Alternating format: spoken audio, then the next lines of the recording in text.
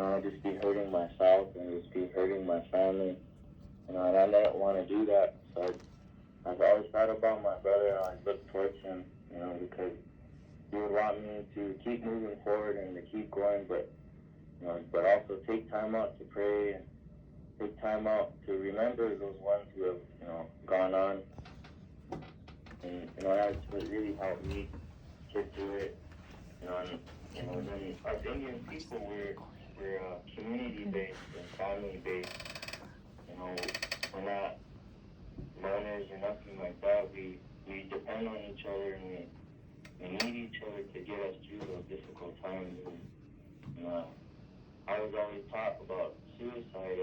It's a permanent solution to a temporary problem. And I always look towards the sun, look towards the horizon. The sun will shine on you again, and everything will be okay again. Just through these tough times, you just gotta really hunker down and be strong. Another teaching that I had was to be like the buffalo, because when that storm comes, and when it's storming, that buffalo faces it and it walks towards it. It faces it, and that's what it was always taught to us. We learn from nature and we learn from creation how to be and how to live. And I always encourage everyone to talk about what they're going through and what they're feeling, because life's hard. It's not always rainbows and sunshine all the time. You need those dark days to have beautiful days. But it's also to learn how to deal with those negative thoughts, negative emotions in a healthy way. Not to, because life is hard, and sometimes people fall towards addictions, and then that's sad too within itself. All over Indian country, it doesn't matter where you are. That's the main thing is addictions, whether it be drugs or alcohol. And people face that, but I believe through culture and I believe through ceremony and reclaiming your identity, I feel like we can beat addictions and all those negative things with that. And like I was talking to Levi with when he lost his brother, and do what he wanted for you, and that is to live and to keep walking forward. And it's okay to fall down, but as long as you pick yourself back up and keep walking forward, remember why you are here, and know that Creator loves each and every one of you, and Creator made us a sacred people. Gave us all an identity, gave us all names, gave us all a color, gave us all a gift, and we are sacred people. And I know a lot of people that face those things and deal with those things, they don't think of themselves very highly, but I view each and every one of everybody as a sacred person. I got asked to pray with the PRC, and just being with those guys, and hearing what they have to go through, and hearing their addiction stories and suicide attempts, is real inspiring to me. And what I get from them is they're the most sincere people, because they know what it's like to suffer and deal with pain, and they've been through some things, and they know how to navigate through life in a different way. And I believe they're real strong. And for someone to take that step and the right step in recovery, I'm very happy for them. And because that's difficult to do, to look yourself in the mirror and to deal with those things. But as Indian people, we're strong. We're warriors. We come from strong people. We come from chiefs and warriors. We have to have that same warrior mentality, and that warrior mentality is to provide for your people and help your people, no matter the circumstances. I always was taught that by my dad and my grandpa and my uncles, and like I said again, I'm very honored and thankful I get to speak and to say these things to you and to the people that are listening. And I hope, wherever you're going through, that you pray about it, and prayer has pity on you, and everything will be okay. To take that step in the right direction on the red road. I want to say that much, and I'm just thankful again. Just want to say thank you to the KMHA and all the staff, and for Levi for asking me to speak. Thank you, Kasen. It's just my honor to be able to talk with you and hear your story today, and the honor's all mine. Thank you so much for joining us today. Yeah, no problem. Kasen, I agree with you. One of the things that I realized after I lost my son was I needed to find sobriety. I'm actually a recovering alcoholic and a recovering addict. And that was one thing that I couldn't stress enough is, we tend to self-medicate when we're going through the darkest times of our lives. And when I did lose my son, there was no way I would be able to use substance abuse, because I know I probably would have ended up where my son was too, because sobriety was so important. And I have other children, and I needed to set an example and show my children that I could overcome this loss and move forward, but only with sobriety. That was very important for me, and I still stress it every day. I talk to them about being healthy mentally, not only mentally but physically, to take care of yourself. Our body is our temple, so we need to put all of that away so we can move forward, so we can begin that healing process and start to recognize what we are dealing with at the moment. That's good. One of my prayer sisters, we were visiting, and she said she was cruising and she had just lost her brother, and so we get to visiting, and she said, I was just driving, I just had to drive, and she ended up down in Beau, and she went up there and prayed, and it turned out to be a beautiful experience for her. And there was a gathering, or people were praying or something, and it was just right. That's where Creator brought her. But I said, geez, sometimes I feel like just driving too, but I end up at the casino. and she goes, Levi, when you feel like that, just go through it, feel it. You don't have to run from your feelings or your pain. So a couple weeks ago, I was laying on my couch and kind of like feeling antsy, like I wanted to drive. And so I called her, and I said, how are you doing? And she said that she was home. She was going through COVID, so we're still going through the pandemic, but just thinking about her positive words and her influence, like she was sick, right. Like her positive words, it's like everything is connected in full circle. Yeah. So and I think that's probably the best resource you could have, is having somebody actually experience those things at the time being, and it's a perfect support for somebody that's dealing with the same thing.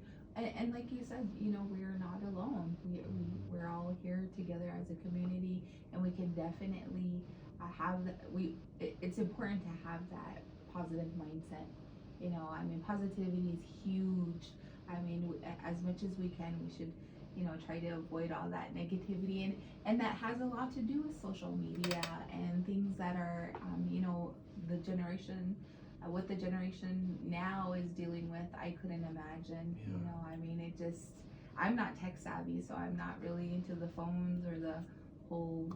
I didn't even know what DoorDash was, and I was just like, ooh, wow, what's that, and so, that's really important. Making sure that you don't absorb everything that social media is feeding you. It's good to put your phone away. It's good to go outside and reconnect with nature, because that's a part of self-healing. Just going outside and praying when the sun rises or the sun sets, or just being outside and just connecting with nature. Right. It's good to talk too. I think that's important. Speak up for the ones that you love, and speak up for yourself too. Yeah. And I didn't realize, because my children are also experiencing the grieving process, everybody's grieving process is different. Mm-hmm. Not all of us experience those stages at the same time, like for example, I was in denial. My children were angry. They were in their anger phase. They didn't understand. Their brother was a role model, somebody that they looked up to. He was a leader, you know, and so they were angry about it because they felt a lot of abandonment, and you know, it was something where I had to step back and say, okay, not all of us are experiencing the grieving process the same way. The first thing I did was talk about my son. I told everybody that my son took his life, and my daughter said, please don't do that, because it wasn't comfortable for her at the time. I put pictures of my son up. It didn't help my daughter seeing his picture every day, so I took him down, you know. So I had to reconsider everybody else because we were all in a different place of grief. Right. One of the Kasen, I want to thank you for acknowledging that we're all holy people, because we are, and sacred, and we come from Creator. One of the, in the mushy way, I guess, of learning about grief and trauma and the psyche and how it shatters, it fragments when we go through something unbelievable. And it seems like in Western medicine, they're trying to figure out what medication will help, or how to appropriately talk about things. How do we fix this right now? How do we fix this right now? But going to our traditional ways, it's mending and bringing things back together and reconnecting the mind and the heart through ceremony, and like, what does nature teach us? And that's been really helpful for me, even understanding the importance of our identity and role and who we are in our society and our being, what we come from, what we're made of. We are made of stardust, and like, we're beautiful. We are Creator, and I think that's so important. The identity to remember that too. We need more of it. Yes. And there's another thing I'd like to emphasize is, you know, with men, it's harder for them to reach out, you know, and I think that's really important.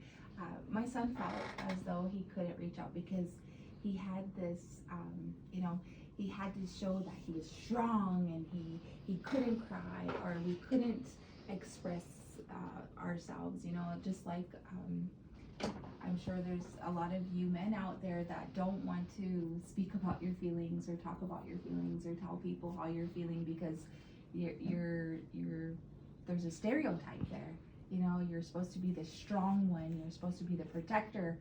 But I mean, you can be those too, but at the same time, connect with your emotions and speak out. Balance. Yes. Oh, I want you to talk. I know you got stuff to share with us. I'm Feather. Well, I want Feather to share, if you don't mind putting you on blast there. Okay. Oh, we got. I'm still drinking coffee right now, I really should read it. That's what I need right now. I think the main Then thing this coffee is, is there for you. Yeah, I can pour you some. Sorry. We got coffee in the room. Ooh, what will we do without coffee? Lord of mercy. Keep going. oh, I think the main thing that I Are we always still live? emphasize is alcohol abuse. I lost my dad and two of my oldest brothers from liver cirrhosis. My dad was an alcoholic when I was young, and he became sober. Yeah, he became sober, but yet again, it affected him years later. Like, you think he may become sober, or you think maybe if I become sober within this time, I'll be okay. But no, it takes, years, and then, health complications and stuff like that, what happened. And the thing about my dad, he grew up dirt poor, he was traumatized, he was sexually assaulted. He never told us, and he dealt with his feelings through alcohol. And that was the one, yeah, it is a stereotype for men to not talk about their feelings because they feel like they feel like they're less of the men than they should be. And he had a lot of pride, and that's what thing that caused him to drink a lot more than he should. Right, I agree, Father. And that's something that I think most Native people do is they run to alcohol. I mean, I struggle with my sobriety daily. Especially when I'm feeling down and out. I just want to go get a bottle. You know, I'm not talking just a beer. I'm talking about a bottle, you know, and I'm like, let me just drink my sorrows away. But that does not help, you know, it just escalates to another problem. And then alcohol is a depressant, you know, it actually makes you feel worse afterwards. At the time, yeah, woo, we're having a great time, and then the next thing you know, we're feeling like down and out. So I agree with you, Feather. Thank you for bringing that up. I had a conversation a couple weeks ago with a helper, and they said, oh, opioid prevention, oh, that's good. And they brought to light how cirrhosis and alcoholism still are a big problem, even here in our community, MHA Nation. For me, it was easy to look at overdoses and opioids and fentanyl because that's where it's coming to light and that's the crisis. But at the same time, we have relatives and loved ones who are struggling with alcoholism, closet drinking and dying of cirrhosis. And that's in my family too. I've lost a close relative to cirrhosis, as well as another to suicide. So I feel like we have things in common and we can get through it and learn like how did you cope? How are you coping? How did, like, even to share, I do the Narnon support group. I chair it at Four Bears, and it's on Zoom for people to call in, and they do call in from Tennessee or from Standing Rock or all over the res, and it's good. It's a safe place, and to talk about how to live and set boundaries and remember that we're dealing with a disease and we're affected by it, and coping, like, it's tough. It's a tough battle that we go through. My sister struggled with addiction, and I was visiting with my mom, and she was having a hard day. And I said, she goes, geez, it's just tough. I said, yeah, but we're here for it. Because that's what I believe, that we came to learn these lessons and to help our people to grow and to open up and to share. And I think it's in the resistance or feeling like life shouldn't be this way. That's dangerous, because we start to run from the pain, we start to run from the hurt, and when we can open up and connect, it feels better. Right, and that's all about talking about your feelings and your experiences. Everybody has a story. And if you can, please share your story. Indeed. Go Beau. Beau. What's up, Facebook land? I'm here at KMHA Radio. We're doing a discussion about suicide, and our communities, have been going through this for a long time, and yeah, I get it. It's tough, and we're dealing with historical and intergenerational trauma, layers, like a spider's web, and unfortunately there's loss of life, depression, oppression, and all that, poverty mentality, all these different issues in our lands, and I think that what I kind of teach in previous, drug and alcohol counseling and running groups is that we've got to kind of get back to our maker, our creator, how it used to be, and our God, and only then we'll begin to see, like, our eyes will be opened, to what originally was intended for us. We weren't intended to abuse and misuse, physically with each other, harming the environment, and not caring, and so we have to get back to these roots of the problem, and take a good look at ourselves, and say, how is this helping me? How is this helping me get to where I want to go? And find out why we're not feeling good about ourselves. Why we're lonely. And I encourage you guys to ask yourselves those questions. Why am I lonely? I have a mom and dad, and I have I'm playing sports. Is it because a girl doesn't like me? Is it because a guy doesn't like me? Is it, you know, and ask yourselves those questions. Have an honest moment with yourselves, you know. And Gina's right. I believe that we're so caught up in this false reality of social media, you know, like this is how it is out there. It's not like that. I come from an urban area in California, you know, it's not like that. You know, those people are miserable, you know, and I'm not putting everybody up those, like those people, right? The people that do certain things, they might not be as happy as they put themselves out there to be. It's a false reality, and the only reality is what's going on in your world, right? You know, and sometimes it's good to put your phone down and turn the TV off, right? Do something, go outside. You know, this morning or yesterday when it was raining, I was so happy it was raining hard, and then I seen all over Facebook, and like, hey, someone pray for rain, you know, joking around. You know, I was like, hey, go water busters, you know, and I was like, hey, you know, and I was happy. Some people get sad, but I was out there standing in the rain. I went on my porch and told my daughter we were filming it, taking pictures of it, and stuff.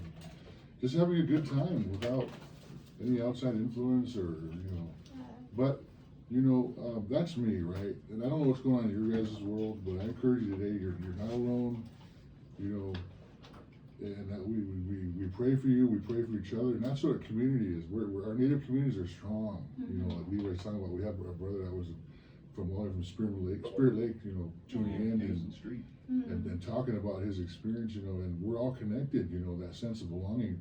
And that's proven, that's been researched out, you know, time and time again about us as a Native peoples, and we're the only people that have that sense of community, that interconnectedness, that belonging, you know, and we let people lie to us, and we get off track, right? We're human, right? We listen to people and we kind of go another way, right?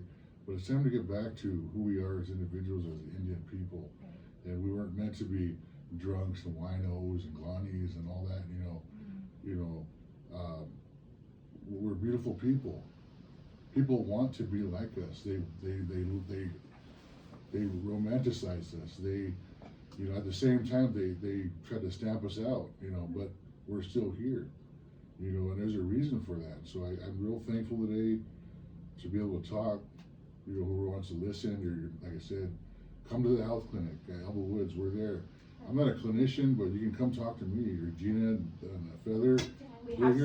We're here to talk to you guys, you know, a simple conversation.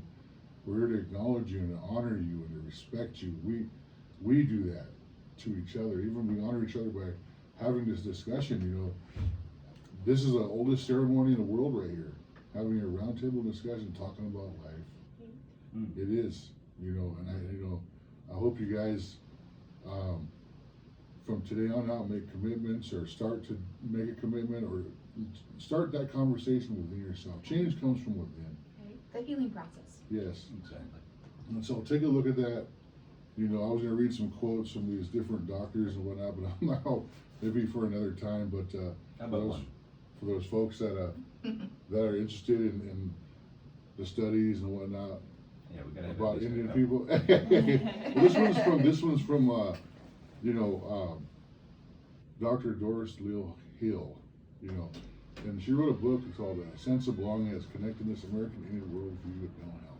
Okay, sounds all great, but what caught my eye was, it kind of just confirmed some things, like this has always been, you know, and you know, research identifies connectedness or feeling close to one's individual, family, community, and environment. Not just family and friends, we're talking about the environment that we live in, you know, as a culturally irrelevant protective factor against substance abuse and suicide. An indigenous worldview, that's what that is.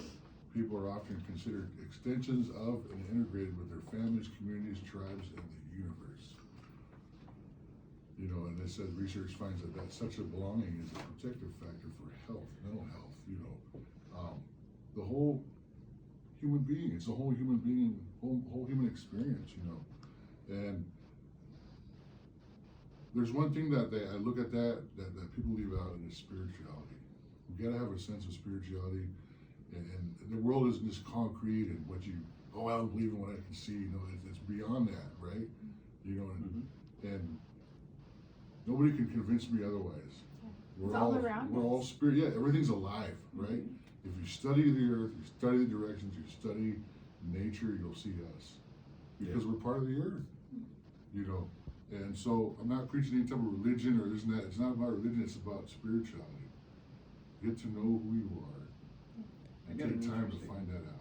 I kind of have something to tack onto that. I don't, you stop me if it goes a little off the rails, but the way we were both kind of raised in different churches, Lutheran, Protestant, and your Red Road. And first of all, I think of religion as just a spiritual language. It's just a language that you become fluent in as you grow up, and if you're just exposed to it over and over again, then you learn those prayers, you learn those chants, you learn those dances or those songs.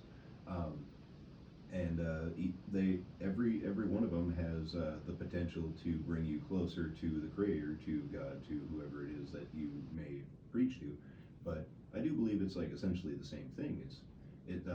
You can go back in history and you can discover that somebody was done dirty in the past, or it caused some generational trauma that we are still experiencing today, and you can get caught up in those old emotions of the history of you really get that feeling that something was stolen from you, and you get angry and you want to take it back.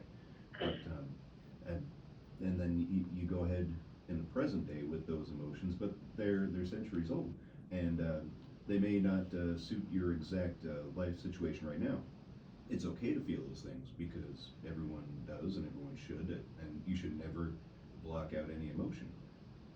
But it's just important to be thinking about, well, what kind of future do I want?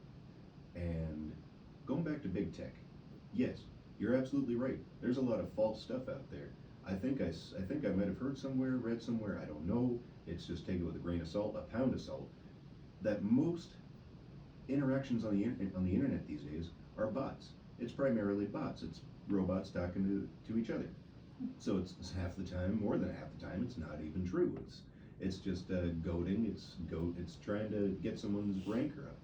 And that's right. You're absolutely right. We need to take steps back from big tech, from technology. We need to take a look around because our community, our family, that is really what our reality is. It's the closest thing to us, and we need to embrace it and keep it close to us.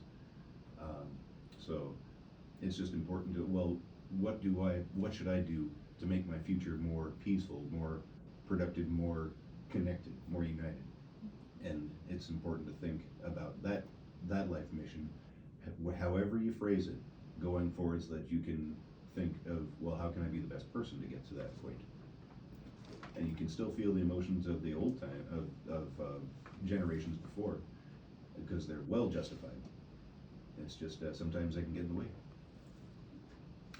I think God is in religion. I want to believe that, but I think this is my own experiences and my own spiritual journey of understanding Christianity, and I really went deep into it. Like I was in Los Angeles with the Buddhists and chanting, and went to Christian church, and I'm baptized in the lake, in the pool, and as a child, I'm like everything. My whole life has been a spiritual journey, and with our traditional ways in spirituality,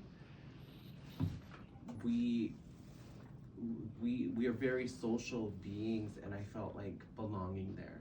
Whereas with my own identity, biracial, being white and Native American, and then Two-Spirit, all of this, what I found strongest where creator is in our medicine ways. I think it's confusing for society and for our communities and kids that religion is the same as our medicine ways. It's crazy because these religions came in and smashed our people out, and they're not the same. We're not that kind of people. We are peaceful, loving people, but I think it's really, truly important for us to become educated on our history and oppression and powers and control. I want to share that much. I think it's big. Creator's big. There was something my dad used to say about, because my partner is from a different religion, so it was different for me. It was something that I didn't understand, and my dad said, "Don't be biased. You know, we all pray to the same, you know, Creator, whatever yeah. it is, God, Creator, you know." And so with that understanding, I was like, oh, okay, you know, I get it now. But I definitely believe the spiritual aspect is also crucial. I think it's the biggest point, Yes. because in recovery in the 12-step meetings, what I learned, like, step one is admitting that we're powerless, right, over addiction and giving our lives over to a higher power. That's also with us as Native people. When I was learning our language, Hidatsa language, I learned, like, our spiritual identity is tied into our language. So there is not a word for somebody who doesn't believe. Like agnostics, we can say that in English, but that doesn't exist in Hidatsa. We're Nukhbaga, and we come from the Creator, and we know that because of how we are organized in our people. Just like curse words. Like There's no infidels, curse words. Right? But it's the source and who we are, and we know that. And what happened is the historical trauma. We're when the spirit and psyche is shattered, we're left with hurt and pain and brokenness. But our ancestors know better. So I want to say that much, and thank you guys, because I'll just keep going all day. We're gonna be here all day. So I think that's about it, guys. I hate to, do your role, but it's about 11 o'clock, so. How about with Kasen, do you have anything to add? Yes, please. Yeah,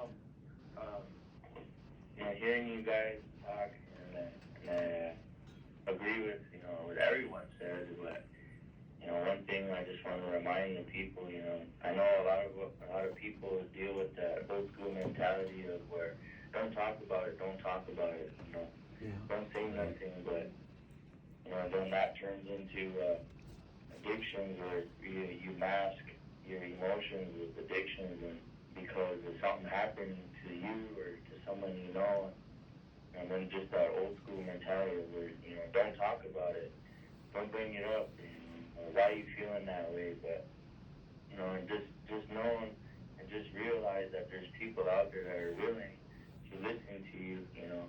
And I seen this thing, and I thought it was pretty cool. I'd rather listen to your story than attend your funeral, you know. That's so true. That really resonated with me, and that stuck with me, and you know, I'd rather listen to what someone's going through, you know. Then also too, what I noticed, what turns a lot of people off from like ways of life and prayer, you know, and then there's some people out there, but you know, but it's just you know, people that want to try to like fix your problems or diagnose you rather than, you know, just to listen, and, you know, and then offer good words, and just to let people talk and let people, you know, express what they're going through, you know. And I just want to remind people too, you know, treat people good and have like a respect and compassion and love for each other, because you never know what someone's going through. You never know how they're feeling at that time, you know. You know, you could say something that, you know, pushes them over the edge, you know. It's to remind people just to be mindful of that, and to know that, you know, everyone goes through things, and everyone, you know, deals with, you know, traumas and things like that, you know, because I see it too. You know, where I'm from, I see a lot of my own relatives, you know, drunk walking on the side of the roads, or drunk in the ditches, and, you know, a lot of alcohol-related deaths. You know, even in my own family, you know, that's what made me, you know, never wanting to drink or ever having a desire to drink, was because of, you know, what it did to my family and what it did to our Indian people. You know, and a lot of people don't want to deal with those things, but, you know, I just want to remind us and remind everyone that, you know, alcohol isn't for us. You know, it's only been in the United States for what, like 300 years, but meanwhile, you know, the Washichus had it for thousands and thousands of years. You know, so it's not meant for us, and it's not for us. What's for us is things that come from the earth, things that come from this continent. That is for us. and that is what helps us, and to learn from nature and to learn from each other, and to be mindful and to have compassion and love for each other, to have forgiveness for ourselves and a mind for each other and a heart for each other. That way, you learn how to heal and you learn how to be okay again. So I just want to remind everyone of that. And there's people out there that are willing to hear you out and listen to you. So don't ever feel like you're alone, like you don't have nobody, because there's always someone out there that always prays for you. Ask Creator for good things for you all the time. So don't ever feel alone like you don't have nobody. You always have relatives. You always have someone there that's willing to listen. Don't be afraid to reach out. Don't be scared of thinking that they're just gonna make fun of me. They're just gonna say things that they won't listen and they won't understand. But you'd be surprised. People have stories. People go through things. But also to remember the beautiful things in life. To go outside, to let that sun hit you, to touch the ground, to drink water, to take care of yourself. Because we do come from beautiful people. You look at those old pictures. They took care of themselves. They wore their nicest things, and just to take pride in themselves and to be a part of nature and to wear nature. So I just want to say that much and say thank you again to each and every one of you, to Levi, to the KMHA and all the staff, and then all you guys that shared your stories. And I really enjoyed listening to each and every one of you. Made me have a better understanding. Just want to say that much. Thank you. Thank you, Casey. Thank you. Suck it. All right. Yes, Rock and roll. that's what we got. Want to thank all of our guests here, Gina and Feather and Levi Chapin, Beau Medicine Crow, for being on Fort Berthold Community Resource Hour this Tuesday morning. I think, wow, I just couldn't, I wouldn't want to be anywhere else except listening to these stories and getting all this support and bringing it to the people. Thank you. Thank Thank you. Thank you. All right, thank you all so much. Back to the music.